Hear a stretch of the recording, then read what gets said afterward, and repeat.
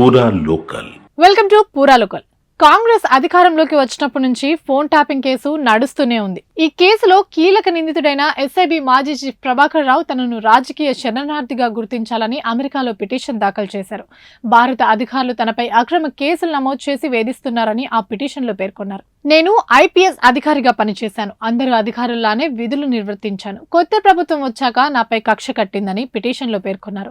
తెలంగాణ ప్రభుత్వం రాజకీయ కారణాలతో తనపై అక్రమ కేసులు నమోదు చేసి వేధిస్తున్నట్లు వివరించారని తెలుస్తుంది. ప్రభాకర్ రావు పాస్పోర్ట్ రద్దు కావడం, ఆయనపై ఇంటర్పోల్ రెడ్ కార్నర్ నోటీసులు జారీ అవ్వడం, అమెరికాలో వలస విధానాలను కఠినంగా అమలు చేస్తున్న నేపథ్యంలో తప్పనిసరిగా తనను భారత్కు తిప్పి పంపిస్తారని భావించిన ప్రభాకర్ రావు ఈ పిటిషన్ దాఖలు చేసినట్టు వార్తలు వినిపిస్తున్నాయి. ప్రస్తుతం ప్రభాకర్ రావు ఫ్లోరిడాలో తన కుమారుడి వద్ద ఉంటూ క్యాన్సర్ కు చికిత్స తీసుకుంటున్నారు. ఆయన పాస్పోర్ట్ రద్దయినప్పటికీ అది భారత్ కు మాత్రమే సంబంధించిన విషయం కావడంతో ఆయన తన వద్ద ఉన్న పాస్పోర్ట్ తో ఏ దేశానికైనా వెళ్లొచ్చు.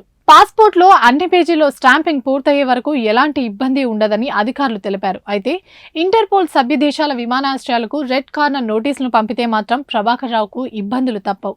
కానీ అమెరికాలో రాజకీయ శరణార్థిగా గుర్తించాలనే పిటిషన్ వేస్తే కేసు తేలే వరకు తనపై ఎలాంటి చర్యలు ఉండబోవనే ఉద్దేశంతోనే ప్రభాకర్ రావు ఈ నిర్ణయం తీసుకున్నట్లు తెలుస్తుంది. అయితే ఈ పిటిషన్ పై తమకు సమాచారం లేదని సిట్ అధికారులు చెబుతున్నారు. ప్రభాకర్ రావు బెయిల్ పిటిషన్ పై ఇటీవల హైకోర్టులో కౌంటర్ దాఖలు చేసిన సిట్ పోలీసులు ఓ కీలక విషయాన్ని కోర్టు ముందుకు తీసుకెళ్లారు. ప్రభాకర్ రావు గత ఏడాది మార్చి 10న దేశం విడిచి పారిపోయారని, అదే రోజు ఫోన్ ట్యాపింగ్ కేసుకు సంబంధించి ఎఫ్ఐఆర్ నమోదైందని వివరించారు. ఈ కేసులో తనను ప్రశ్నిస్తారనే అనుమానాలతో ప్రభాకర్ రావు పారిపోయారని, ఇంటి నుంచి వెళ్లే ముందు ఎలాంటి ఆధారాలు దొరకకుండా శుభ్రం చేయించినట్లు తమ విచారణలో వెల్లడైందని కోర్టుకు తెలిపారు పోలీసులు. ఇవి ఇప్పటివరకు నా అప్డేట్స్. మరిన్ని అప్డేట్స్ కోసం చూస్తూనే ఉండండి పూరా లోకల్.